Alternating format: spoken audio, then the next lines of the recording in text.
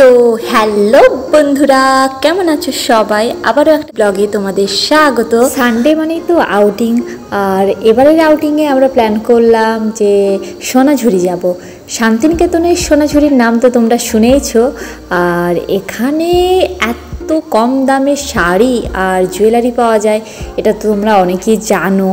একটু দাম বেশি বলে, বাট বার্গেনিং করলে হয়ে যায় কমের মধ্যে। আমরা প্ল্যান করেছিলাম আমরা একই কালারের 5টা শাড়ি নেব। আমরা এখন যে শাড়িগুলো দেখছি এগুলোর দাম বলছিল 250 টাকা, আমরা বার্গেনিং করে 210 এরম টাকায় নিয়েছি। আর এই শাড়িগুলো বলছিল 300 করে।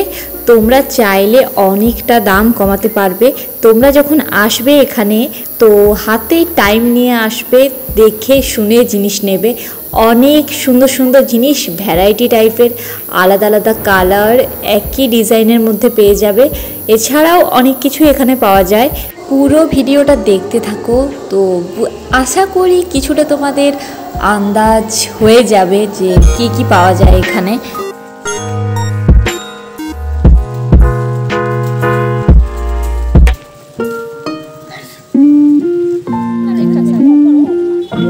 শাড়ি তো আমরা কিনে নিয়েছি, তারপরেই আমরা জুয়েলারি দেখছিলাম। আর শাড়ির সাথে ম্যাচিং করে চুড়ি না পরলে হয়, তাই আমরা ম্যাচিং করে চুড়িও নিয়ে নিলাম। আর তারপরেই আমরা দেখছিলাম চোকার।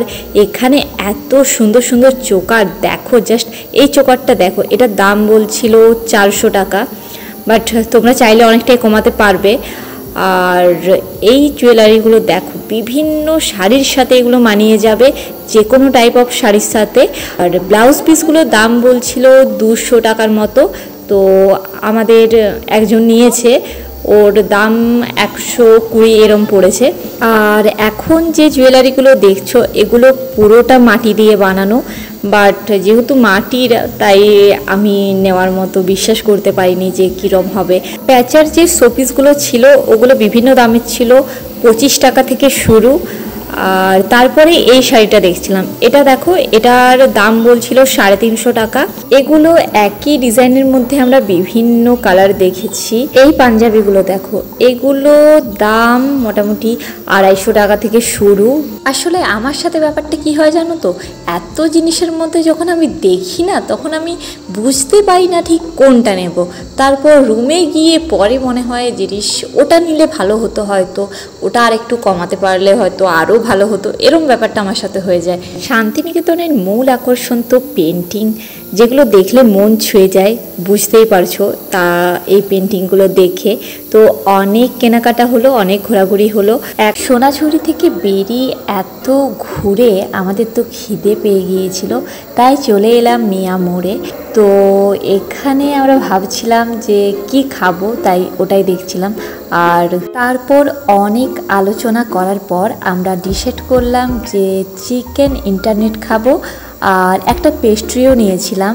এখানের বেশিরভাগ কেকই আমাদের প্রায় টেস্ট করা হয়ে গেছে, কারণ রুমমেটদের মধ্যে কারো না কারো বার্থডেতে তো প্রতিবার কিছু না কিছু অর্ডার দেওয়াই হয় এখান দিয়ে।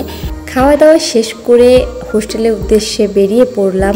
ভিডিওটা এখানে শেষ করছি। ভালো লাগলে অবশ্যই লাইক করো, কমেন্ট করো, চ্যানেলটা অবশ্যই সাবস্ক্রাইব করো। দেখা হচ্ছে নেক্সট কোনো ভিডিওতে। টাটা।